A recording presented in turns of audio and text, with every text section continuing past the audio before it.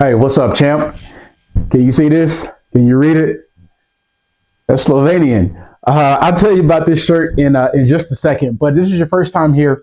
I'm Coach Jay. This is the Champions Pedigree, where it is all about mental toughness for young athletes. I got this shirt as a souvenir. I just came back from the Dallas Mavericks game when they played the Los Angeles Lakers. Luka's returned to Dallas, and let me tell you something. Man, it was buzzing in there. Oh my gosh, that atmosphere was man, it was really electric. I mean, from the time you got to the stadium, I mean, trying to find parking, God, it took so long. You just saw a sea of purple and gold, and you saw a purple and gold Luka Doncic jerseys and T-shirts, and you saw Dallas Mavericks Luka Doncic jerseys and T-shirts. The support for Luka and the Dallas fan base, I mean, it was very evident, and so I think the Mavericks fans did a great job showing up and supporting their guy. And in this video, I'm going to talk about mental toughness, NBA level mental toughness. There's a couple things that I saw that I want to make sure that I convey to you so that you can incorporate that into your game as well. So the shirt here. So we walk into the arena and it's buzzing. I think it was very classy for the Mavericks to write "Thank you very much" in Slovenian, which is Luka's native language. He's from Slovenia, and so this shirt says "Thank you very much," and I thought that was very classy. In addition to the tribute video, Luka was crying, fans were crying.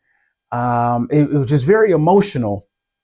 And the thing that I want to bring to your attention of what Luka did was he expressed how he was feeling. What I mean is there was an interview from earlier in the day, may have even been yesterday, and the reporter asked Luka how he was doing. What he said was, you know what? I don't know how to feel. I don't know how the game is going to go. I don't know where I am, but I think I will be pretty emotional. Now, he said this in an interview, and there may be some difference of opinions of, hey, you don't ever want to give the other team any ammo, which I understand that. But in this scenario, this is his return to Dallas, and he was very, very emotional, understandably so. But the thing that he did was he expressed how he was doing. So if you're going to ever get to a level to where you can operate in your mental toughness the same way that NBA superstars or NBA stars, professional athletes do, is that you have to express how you are doing, how you are feeling. Maybe not publicly, but to a trusted advisor, to a teammate, to a coach, to a trainer. Because if we don't deal with how we're doing or how we're feeling or where we are, it can really take a toll on you. It can take a toll on you physically and mentally and emotionally. And I think by Luka being able to be in a place to where he did express how he was doing, translating into a strong showing on the court. The second thing that I noticed that Luka did was his body language. He was so engaged in the movements that he made, how he interacted with teammates, how he interacted with coaches. It wasn't like he just had the blinders on, right? Like, hey, I'm focused. Don't say anything to me. I don't want to talk to anybody. He was fully engaged with his body. You could tell he was very present. And I think that's also what contributed to strong showing in his return to Dallas.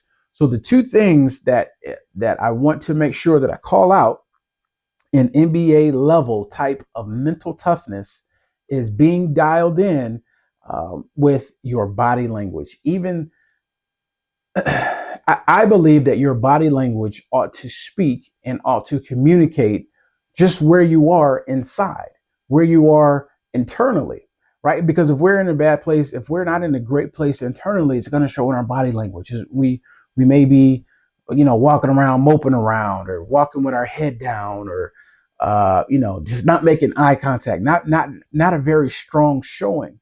But when your body language is engaged, do the opposite of those things. You walk tall, you talk strong, You are confident in your movements and the moves that you make on and off the court, on and off the field, whatever sport that it is you play, being engaged with your body language. In addition to that, prior to the game, prior to the track meet, prior to practice, you have to express where you are mentally, emotionally, physically. Even if you have a journal, I thought my journal was in here, but I have a journal. Write it down. Someone that you trust and can confide in, because you've got to express, even if it's not in. Oh, here it is, right here. Even if it's not a journal like this, even if you're still working through it and still trying to figure it out, man, that's totally okay. But you do yourself a disservice if you try and keep everything bottled in. You try to keep the emotions bottled in. You try to keep um, the anger or the rage. You can't keep it bottled in, because it can take over and interfere with what your objective is and what your assignment is for that particular day and that game. Yeah, and I would be remiss if I didn't mention this. Now, I want you to imagine 20,000 people, over 20,000 people, a sold out arena, chanting and calling for your job. Nico Harrison, who was the general manager, the new general manager for the Dallas Mavericks, showed a great bit of mental toughness as well. I mean, people were screaming, "Fire this guy! He sucks."